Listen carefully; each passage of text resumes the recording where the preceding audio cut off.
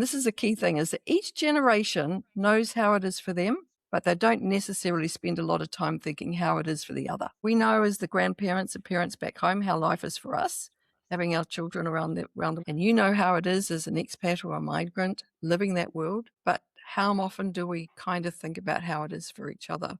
And that's what led me to wanting to write the 3 books. Hi, I'm Mickelle Weber, founder of House of Peregrine. This show is for life abroad and those crafting their life story with intention. I bring you conversations about international finances, meaning-making, relationships, and parenting.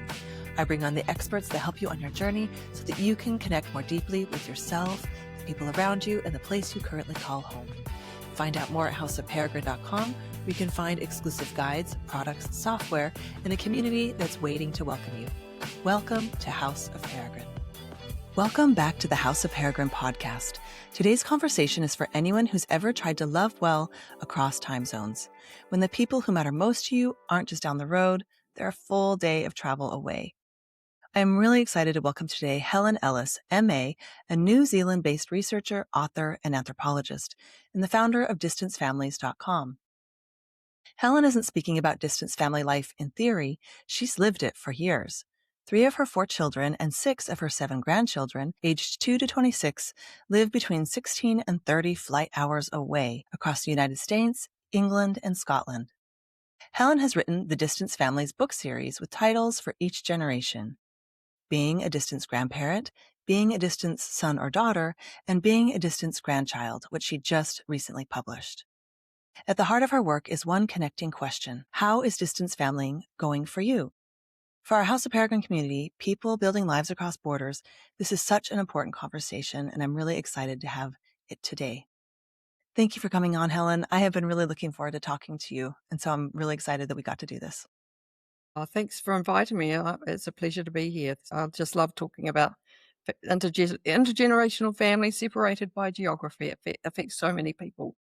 It really does, and in all walks of life. And so I wanted to start out by, you've obviously written the book on this, and it's actually not something that is often considered when we think of the adventure of moving to a new country, or maybe you go for work to a new country, or there's consequences, there's positives, there's negatives, and this is one that I feel like there's not a lot of consideration or even wisdom passed down. And so I love what you're doing, because it's not that it would change maybe what people would do, but maybe they could do it more thoughtfully or be more prepared for what that might be like. And so I want to start out by you telling, I want to start out by you telling us a little bit what your story is. Like, how do you know so much about this other than what I said in your bio? Well, I guess it's because we have a really unusual family package. My husband and I, it's our second time married, but we've been married over 30 years. And we each brought 2 children to our marriage. But when we got married, mine were 3 and 4 and his were 19 and 20. So we were a pretty odd-looking family.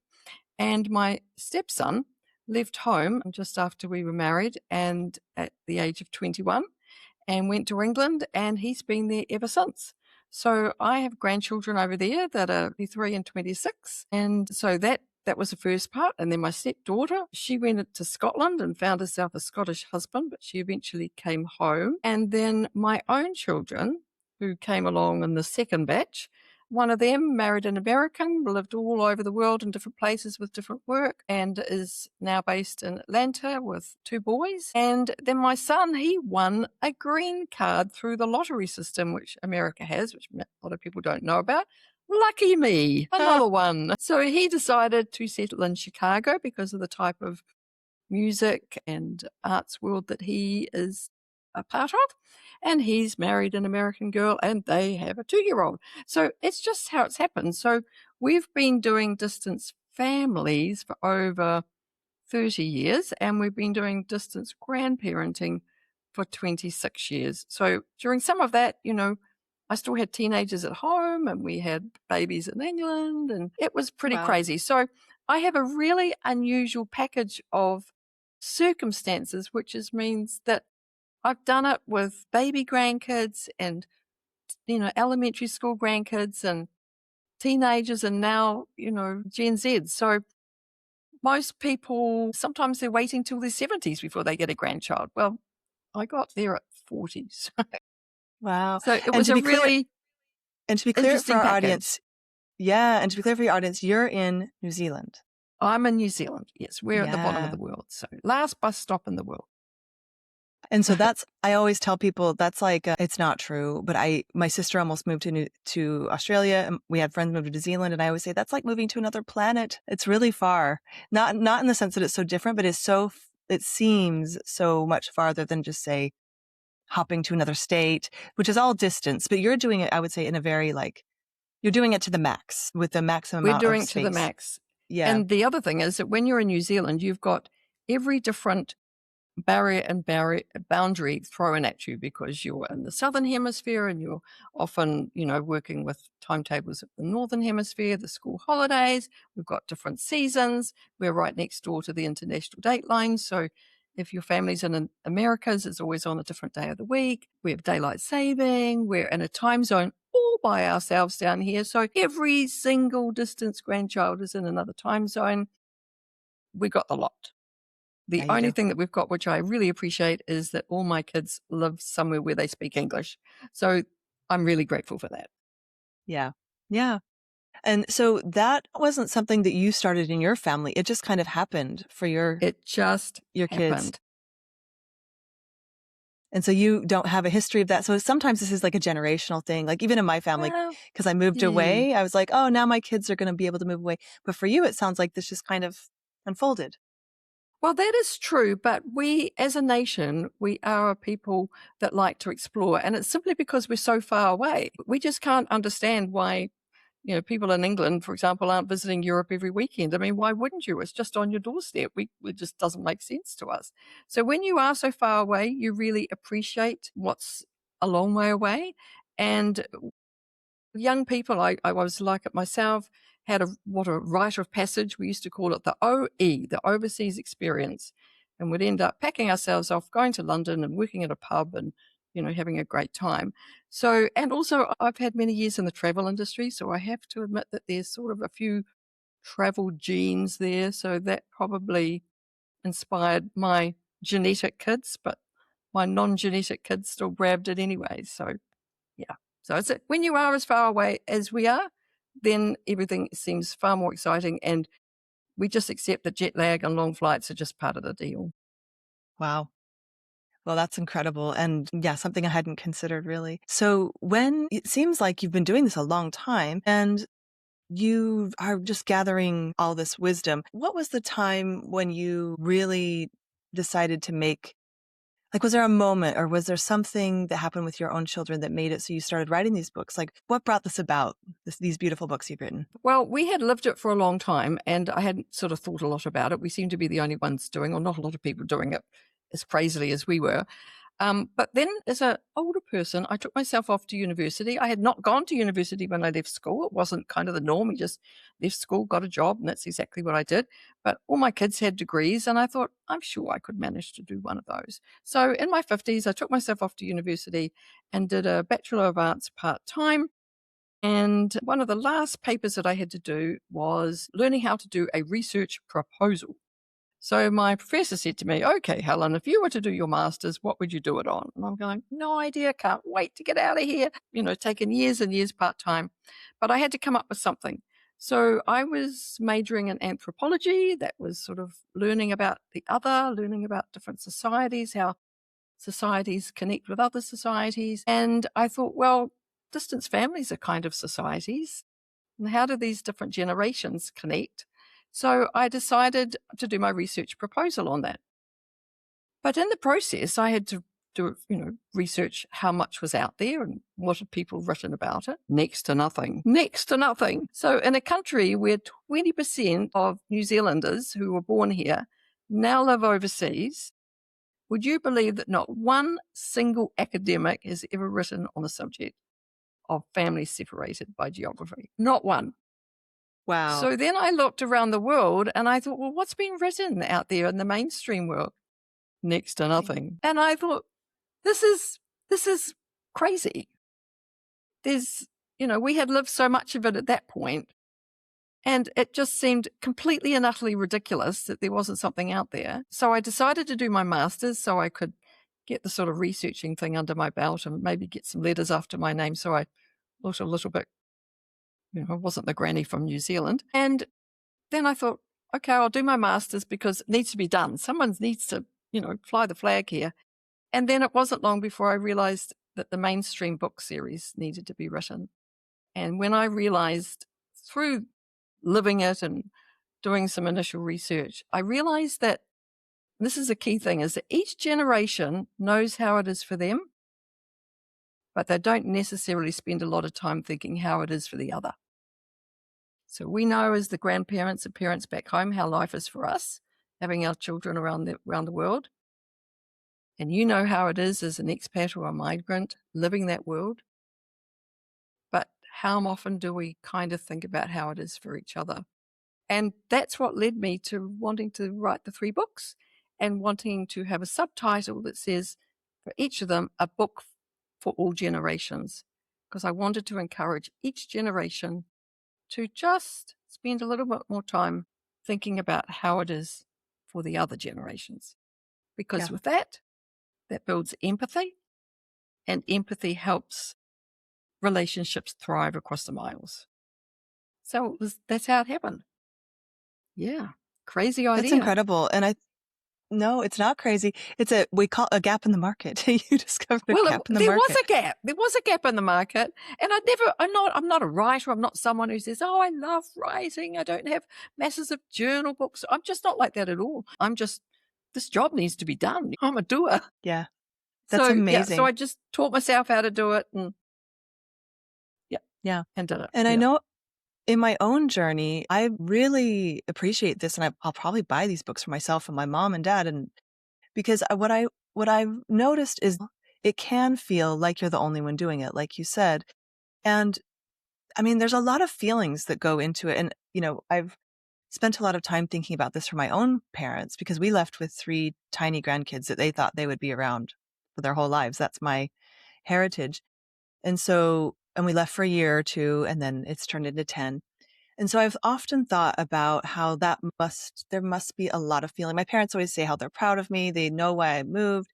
But also there's there's normal feelings, like maybe a little bit of betrayal, maybe a little bit of, a lot of loss, right? Things gained, but also a lot of loss. And it occurs to me, and I've always tried to be forward about, we gain a lot and we lose a lot. And so making those, it's not about quantity, it's about quality, is what we always say in our family. And it occurs to me that these kind of books and increasing that empathy and being able to meet or have these discussions together would increase the quality, because you're not having those moments of hurt. I always say you have to do a lot of fighting and a lot of loving in the amount of time you're together. And so it occurs to me that maybe those fights, or those hard feelings can be a little bit more productive if you have maybe a little bit of wisdom like these books provide. You're absolutely right, because when you do get together, time is really limited and you don't necessarily get those opportunities to have those deep conversations because you're coming and you're going and there's kids there and there's always lots of people and there's so much that goes unsaid.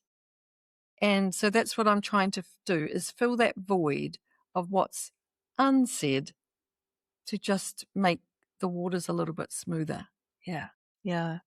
And, wisdom keepers of this type of life, I always say with House of Peregrine, right? Like, you don't need to reinvent the wheel. You don't need to have this. If you know that there's other grandparents going through this, and this is a normal process of like kind of being mad at your kid for leaving, but also being super proud of them, or, there's a normal process that probably goes on that you don't have to feel so alone in, and just kind of know it's normal and part of the life you're living. I really love that. And it seems like that's a little bit of what's driven you, is that connection.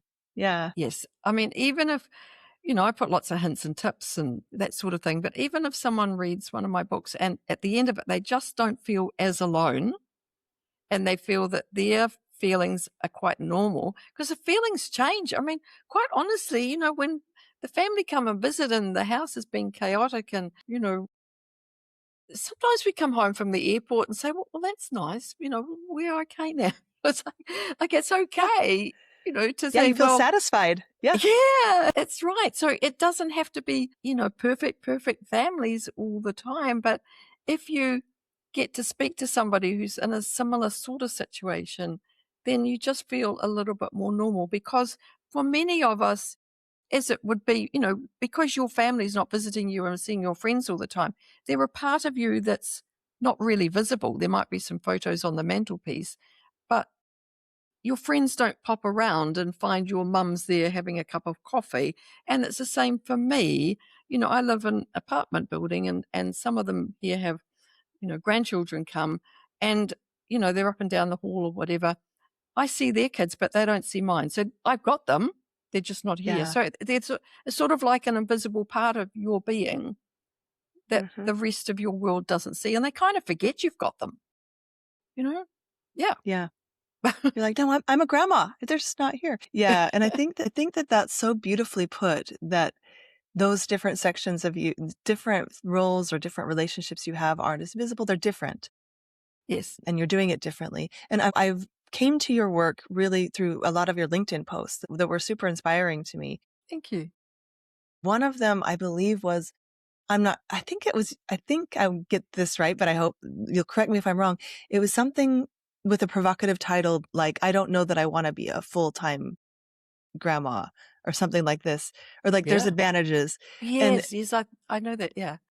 I loved I it, mean, not because it's provocative, but it provides this kind of an interruption to this, oh, I want to be around my grandkids 24/7 and da, da, da, which is an option and such a beautiful one. But that's not always how people want to spend their years, no, is completely surrounded by family. So I love the perspective that you offer, that your heart's breaking sometimes, but also your life is different and maybe ways that are also beneficial. And so I loved that perspective as a woman, as a daughter, as everything. So maybe talk us through that a little bit. And again, I want to say up front, because we have to for some reason, two women talking about this, it doesn't mean you don't love your children. exactly. I mean, quite honestly, there's no way that I would have written this book series if we'd had grandkids down the road. I know that. So Yeah. we have been able to create another life quite happily. And I'm proud of that. And my kids are proud of that, that what I've done and their involvement, because they sort of feature a little bit here and there.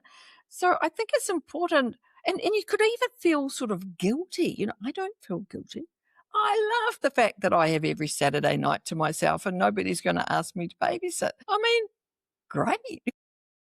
And Yeah. I look at other grandmothers around, and these days, there's a lot of pressure. Things have changed over the decades with different generations. And now, there's quite a big pressure on grandmothers to babysit their grandchildren because daycare is expensive.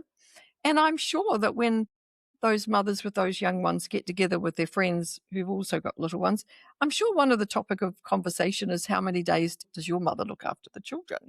And there must be some comparing. And there are some grandmothers who just can't wait to say, I'll do Monday, Tuesday, I can't wait. Yep. And others are Yep. going, don't know about that. Yeah. I've worked hard. I'd like to do something else with my time. So we're not all the same people. And so we don't react in the same way. So there are some distance grandmothers who have been pining for years and will never stop pining. Well, others kind of make the most of it. And, we have to plan to be independent, in our latter years and, financially and in practical terms, prepare for the fact that you may not have anyone here to give you a hand. And that's uppermost for us. But I think we can all make a great life. And I don't have any regrets at all. I would never want to just flip my life upside down and have them all down the road. I'm going, well, maybe not. They have their lives. They bought houses and they've made friends. And now when they visit New Zealand, they love New Zealand for the scenery and the feeling at home with their language, that people just get them straight away, our humor, our colloquial terms and phrases. And so as soon as they get to a departure lounge and they hear New Zealand accents, they feel at home, as you probably do when you get to the States or land in Salt Lake City, you have this moment. But their home is where they live. I understand that. And Yeah. I can't expect them to pack everything up and just come here. You know? Yeah. You've said about 40 amazing things in that little thing that we could take any direction. But one I want to really maybe focus on for a second is this planning that's different. You're planning different for your life, and the care work that is still socially accepted and in the economy expected by women. I don't know if you know, I did a TED talk about this, about the economy of women. And yeah, the economy really does run on this. And as you said, sometimes daughters and sons expect the grandmothers to care for them Yes. in exchange for care later in life, which is beautiful if that works for everybody. It's really beautiful. But when your kids have made their lives away in a country far away and very far away in your case, how does that change the equation for you? What are you doing to prepare for not having their kids close at home, which may seem like a hard question, but I think it's a really important one. I think it's a really important one. And well, first of all, I tell my distance grandparents friends, don't be so generous with the bank of mum and dad, right? Because you may need it later on. We have a business here called Driving Miss Daisy, and it's like a taxi service for older people who maybe need a little bit more help getting in and out of the car and being taken to appointments. It's an And old in movie, fact, right? Driving Miss Daisy is an old yes, movie. I remember. exactly. Yeah. So it's named after that. But the main role is collecting older people, taking them to appointments, to hospital appointments, that sort of thing. And so I just say, look, don't give too much away. It can be precious, because driving with Miss Daisy may be your best friend later on, and it's expensive. It's expensive to have those sorts of services. So I think we've definitely, my husband's older than me, so I know that, I'm more than likely going to be by myself. So we made a decision only, I suppose it was about this time a couple of years ago. I was trying to get this last book out and wasn't really happening. And one of the reasons was that I needed 2 new hips. So we had a typical 4-bedroom house with a garden and everything. It was low maintenance, but I love my garden. And because I was married to someone that was older but still fit and healthy and doing very well, but he's still older. And then here I am with 2 hips, not as able. And I just decided one day, I said, that's it. We've got to move to the next step before we need to be at the next step. So we looked around and decided to move into an apartment. It's only 2 minutes from where we used to live. We have a lovely view out to the water. We're very blessed. It's lovely. Took a big risk, bought the apartment off a plan. So my husband's was sort of dragged, but most of the moves he's been dragged, but he always agrees it's a good idea when we get there. And so we, took a big risk financially as well and moved into an apartment. And we are so happy we've made that decision. And we've also, here's another thing we've done. It's 3 bedrooms, and we have converted the 2 spare bedrooms into an office each for us because he still works and I still work. And because we figure that for 50 weeks of the year, we're the only ones here, and then maybe someone will come and visit. That's great. We'll have a big shuffle around and we'll get some beds in and we'll make it happen. And that's what we've done. And so for 50 weeks of the year, we have our own little room. This is mine. And I love it. I haven't had my own room since I lived at home when I was 19 years of age. I love this. So these are things we've done. We would never have done that if we had grandkids down the road, because we'd still be babysitting here and there and having them come over. And so, so we've made those sorts of decisions, and we've made decisions about when we do travel. We've spent plenty of time at the back of the plane, but we're now premium economy people on the long haul flights, and that's it. Yeah. If we can't do that, we might not go. Yeah. That makes sense. And so it sounds like you've shifted your life to reflect the reality and have just learned to enjoy it. Or Yes. actually it might be preferred. Like Yes. you've maybe done the lost work, and now, if there was any, maybe. And that's really, really beautiful, instead of what I think has happened sometimes with my friends is their parents will keep this dream alive of the big house and their kids all coming home. And that's a beautiful dream, but it's not always the reality. And so I love that you've taken a look at the reality and really leaned into it for yourself, because what I think everywhere, whether you're distance parenting or not, kids just want their parents to thrive. Yes, that's And right. that's, They do.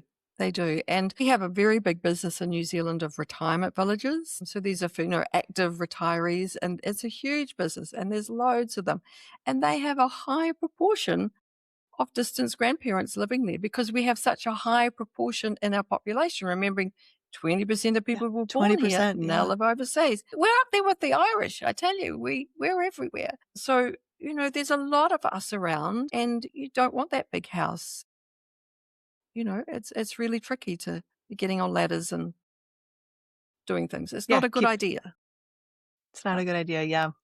And so that brings me to my next question from what you were saying, which is what is the biggest thing that you wish that kids, so adult children of their parents who have been left in the country they grew up, what is your biggest bit of advice or empathy you would love people to get from your work? Like for me and my parents, Yeah. what do you want me to know? Well, sometimes the bigger things is sometimes there's little things. And I think the bigger things are, be happy to be a communication traffic officer. So you're the ones with the kids, you're the ones with busy coming, goings, loads and loads of activities. And often the parents, grandparents back home don't want to keep interrupting you or ringing at the wrong time. And they feel a sense of responsibility. They want to grandparent, but they don't want to ring at the wrong time and that sort of thing. So embrace the role of the communication traffic officer and be the booker. So book things, I always say, look, you can book it. You can always cancel it, but book it, And I've noticed that families get into a rhythm, have a rhythm of how you communicate so that it works for all parties. And often it's a Sunday night, Sunday morning, those sorts of let's have a catch up. So be happy to be the booker. Work it out as a couple. Maybe one looks after one side and one looks after the other. Or if you're the wife and you've got both of them, just, that's what often happens. It's what I do. I'm the booker and the communicator of my side and my husband's side of the family because I just figure Someone's got to do it. I'll get it done.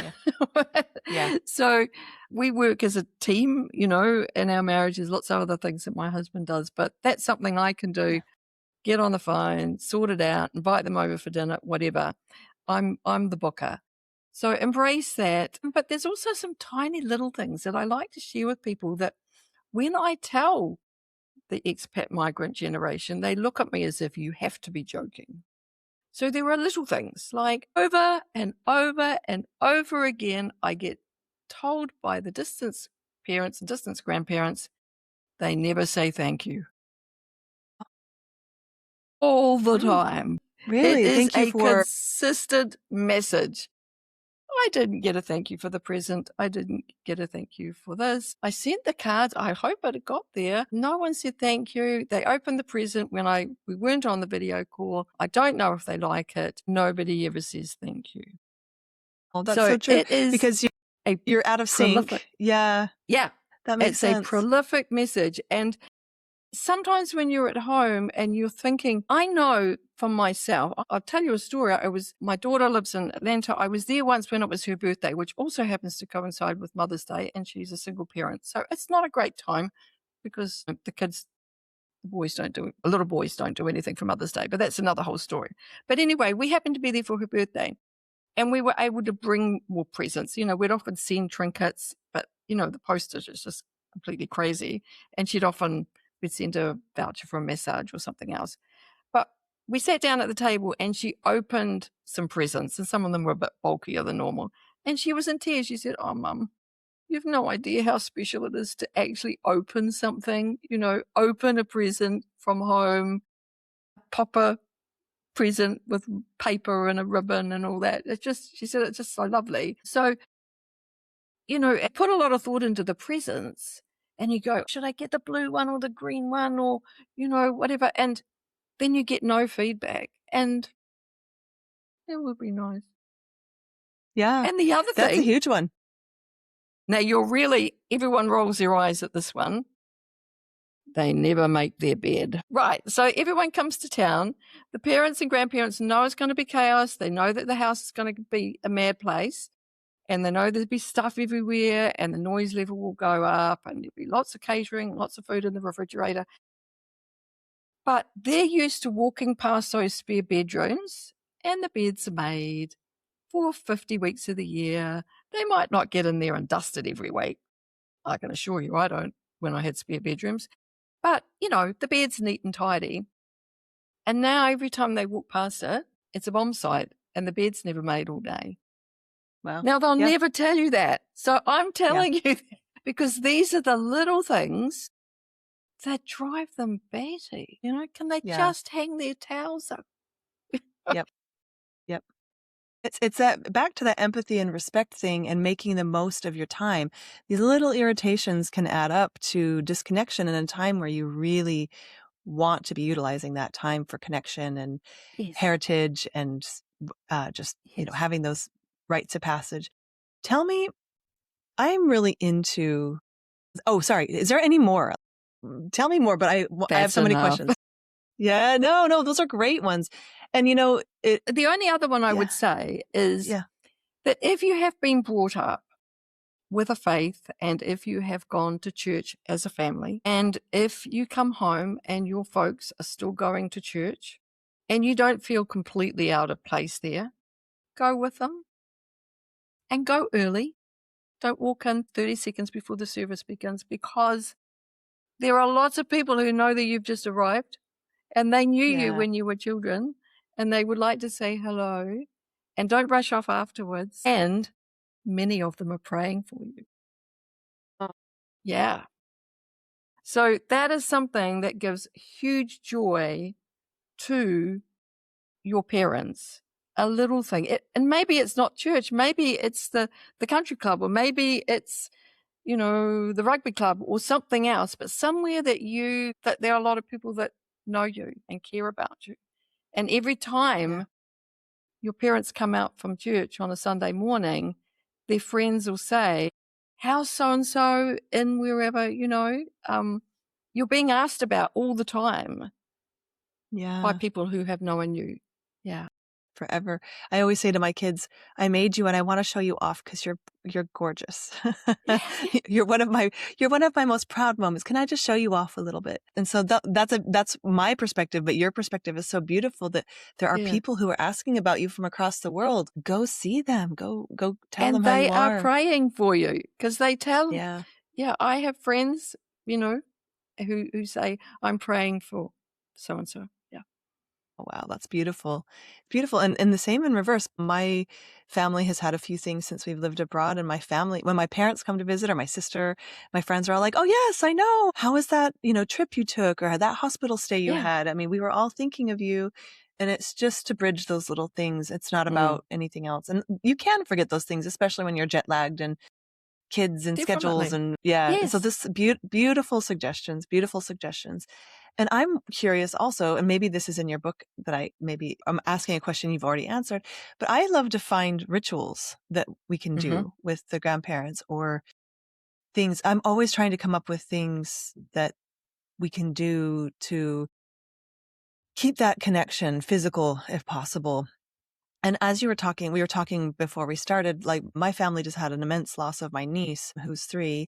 And this last week has been all about figuring out how I can be present there without being physically present and how I can make a ceremony for their family. And so I ended up buying things for our family and their family and then to bury with her. And so I'm curious if you have some, not maybe as extreme as maybe a death, but little things or besides the calls, which sound like a beautiful tradition you have.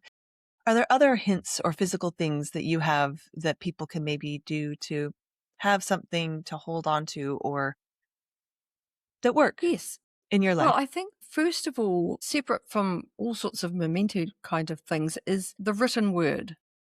Children these days never get mail. I mean, I grew up, my husband, when he was leaving high school, he got a job as what we call a postie. He was on a bicycle delivering the mail. And in those days, you would have, one postie But at Christmas time, you'd have another one for all the Christmas cards. So I grew up with strings, of Christmas cards.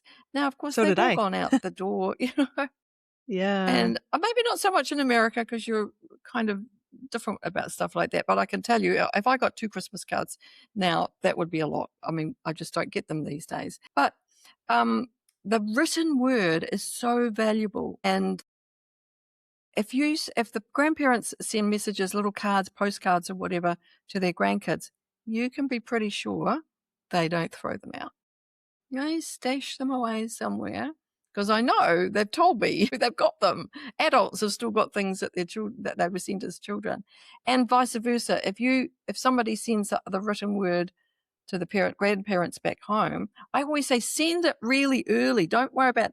Definitely don't have that birthday card late, but send it early so it can sit on the counter for a few days, and show it off, sort of thing. So the written word, I have a stash just on the shelves over here behind me. I've got a little tin, and there's some postcards, and there's all sorts of little trinkets that have come from my grandkids and my family from overseas. And there's a handkerchief that my daughter-in-law from Chicago sent to me because when they got married, it was during COVID. And we had a ceremony here, a live telecast ceremony in New Zealand, and they had the ceremony their Saturday night, our Sunday morning. It was completely and utterly crazy, but it worked. She sent me this beautiful handkerchief, and she said, "This is for the tears." Oh, so I Yeah. could not get rid of that. I mean, I've still got that handkerchief. She said, "Oh, there'll be some tears, so this is for the tears." Yeah, so those, the written word, those little things are fantastic, but the other things kind of evolve, and let me give you a few examples. In New Zealand, we have English heritage. My dad was born in London. A lot of the immigrants in New Zealand came from the United Kingdom. So we're more kind of English than we are sort of, say, American or Canadian, in our thinking. And with that goes the foods.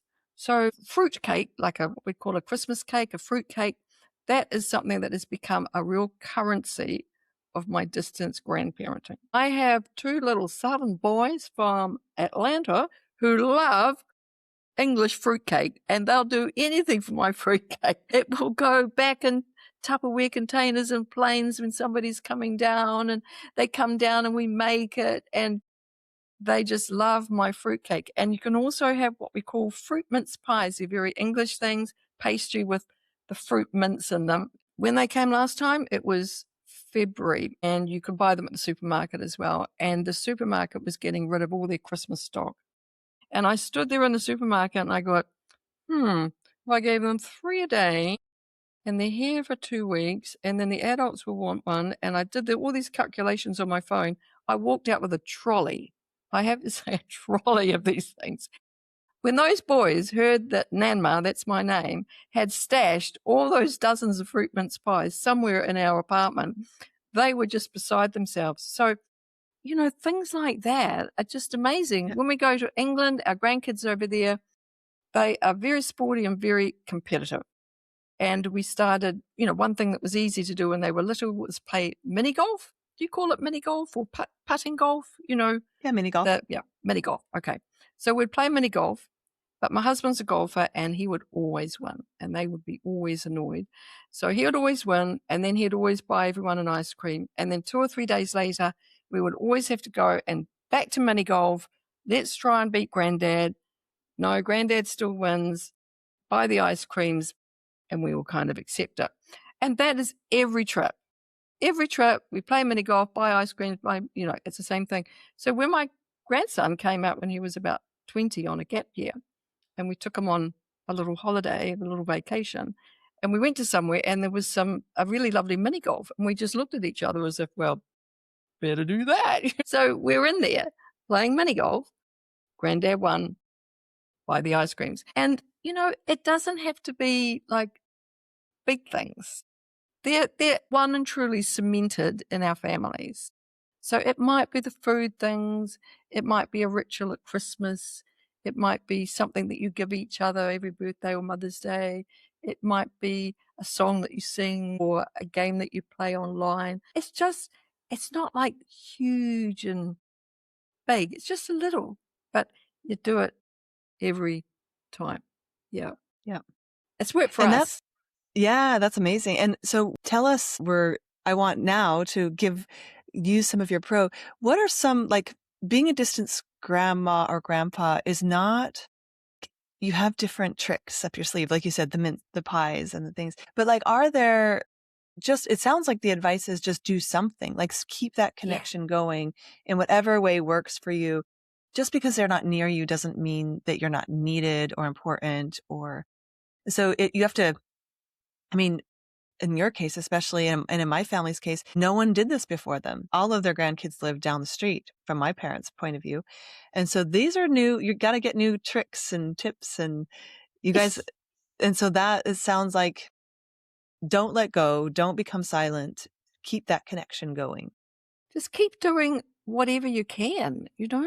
Yeah. I mean, Yeah. some grandmothers are crafty, you know, and they'll make little finger puppets or something. I am hopeless at anything like that. I'm just not there, you know? It's not my thing, but others will be able to play, you know, there are games you can play online, or you can read books to them. You can buy, you know, we have some really famous New Zealand children's books. So get 2 copies of them. Give one to your daughter and son, wherever they live.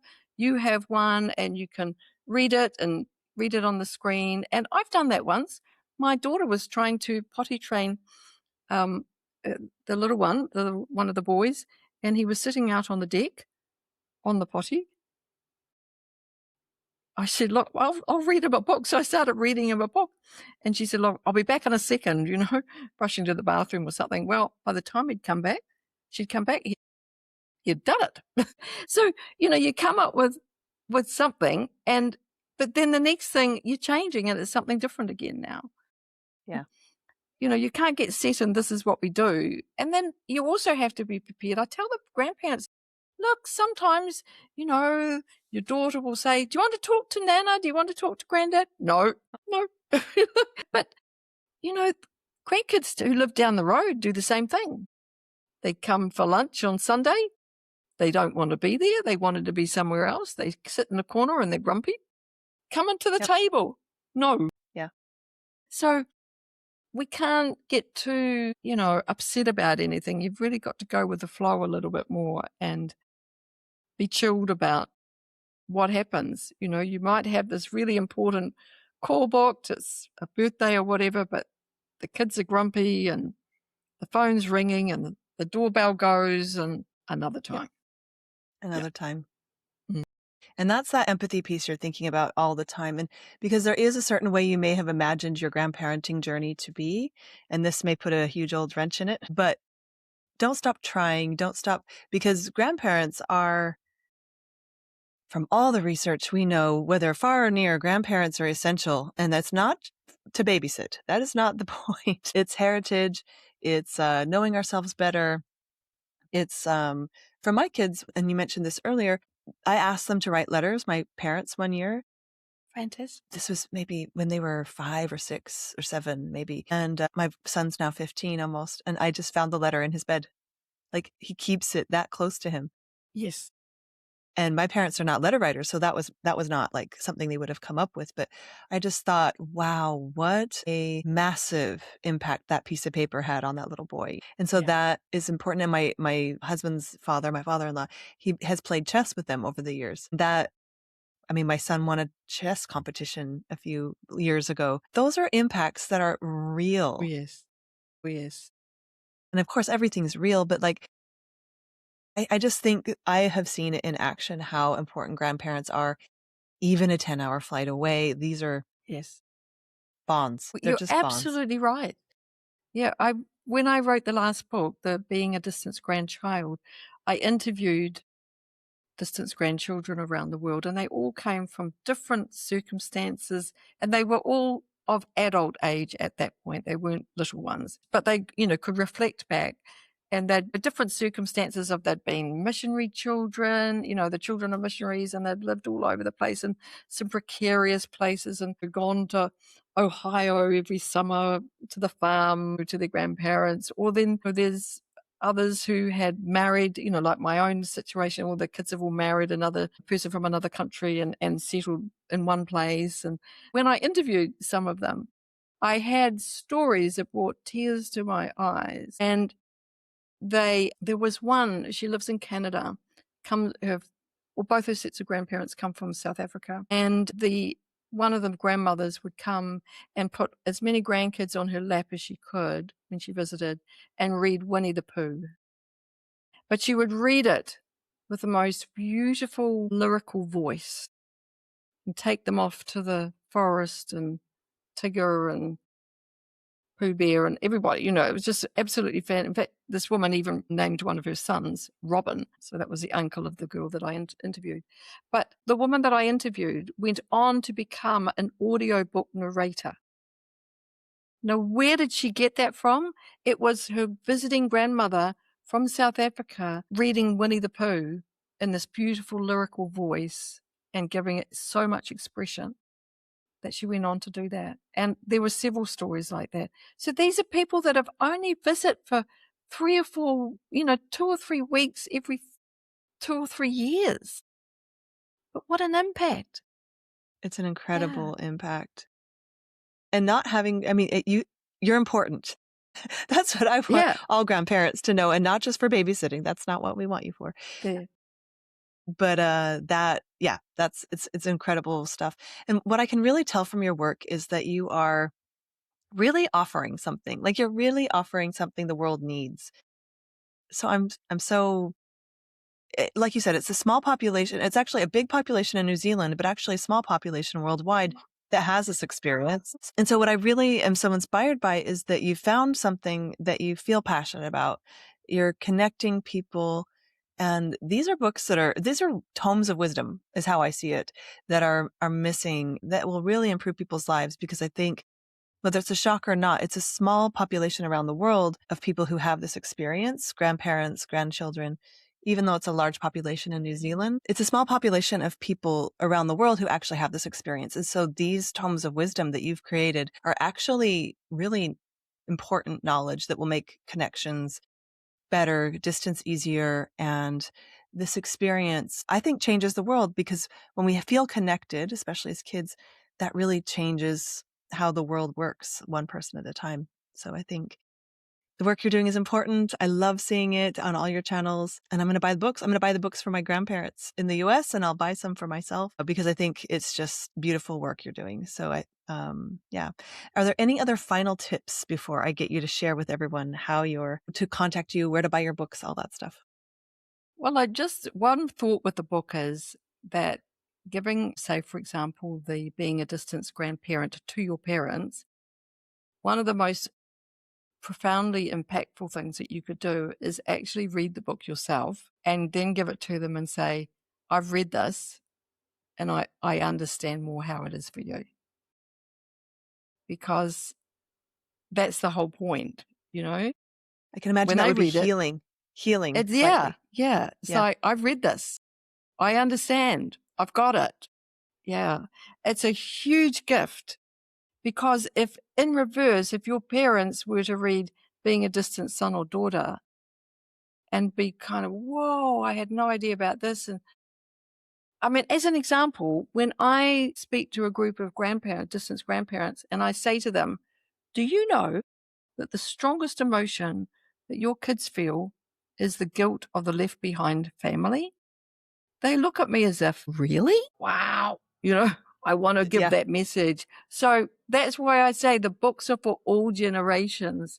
So, you give them that book and put a little note in it, that I've read this and I get it.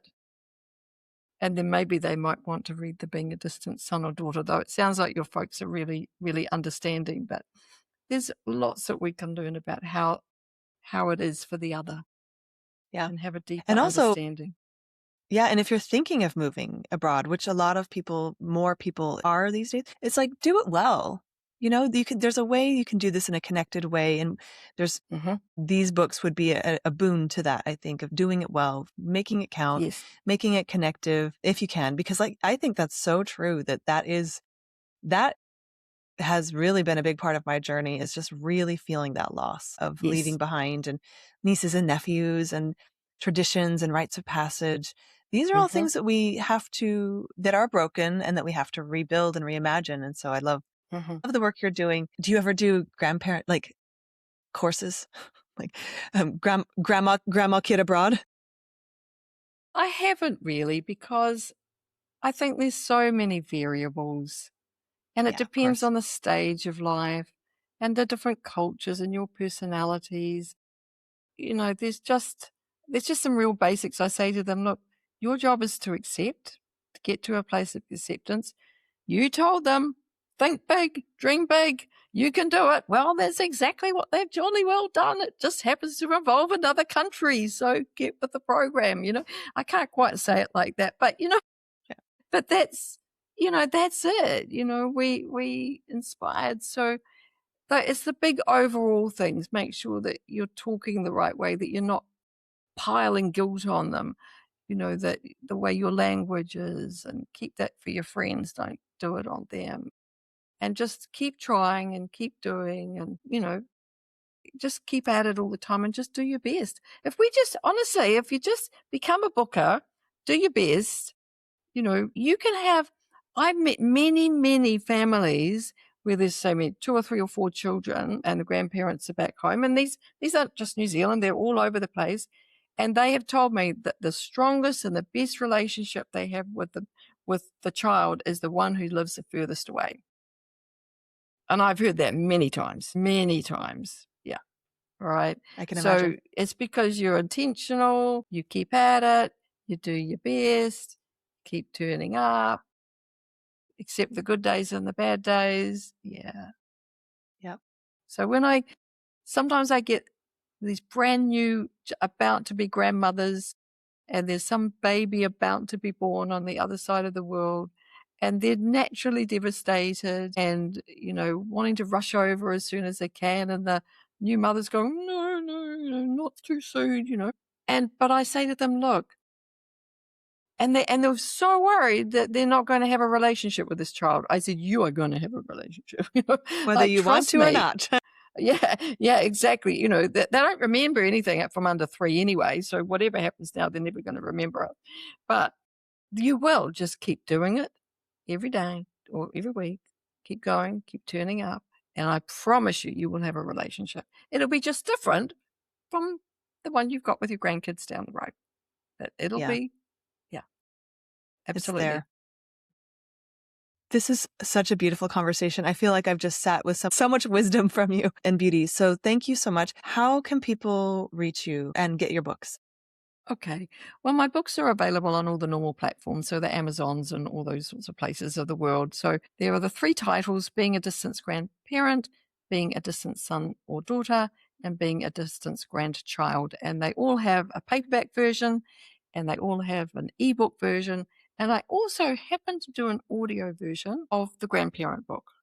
So, Nice. and I narrated it, and my son, who is a broadcaster, did the introduction. So you'll hear him. And so that's available through the normal audio places. Yes. Amazing. And my website is distance with a C, distancefamilies.com. And there I've got loads of free information. I gather articles from everywhere, and I think, that's a goodie. Stick it on the website. So if you're looking for wisdom from experts, anything else I've written, you'll find it there. You'll find links for the books. You'll find my social media platforms. You'll find my story. And, I love hearing from anybody who's, enjoys talking about things like this. Yeah, I love connecting with people as best as I can. Well, you've definitely connected with our audience, and I can imagine all the books that are going across oceans with little handwritten notes in them about this really making a difference. And so I really enjoyed talking to you, and I really I hope people reach out if they're going through this, if they want some wisdom. We'll put everything in the show notes and how people can buy your books. And thank you so much for coming on, Helen. It's been just a beautiful conversation. So thank you so much for coming on. Thank you. It just has been lovely, because you've really touched on some really important points, and it's been a lovely conversation. Thank you for the opportunity. I appreciate it. Thank you. All right, everyone. Thank you so much for tuning into the House of Peregrine podcast. You can check out everything about this podcast and Helen on our website, houseofperegrine.com. And you can listen in next week as we talk about other important issues that we are facing in the international community. Have a good week. Okay, that's it for today. I hope you've enjoyed our show. For the latest insights on living internationally, join us at houseofperegrine.com to find out how you can connect with our community. Let's craft our life story with intention together.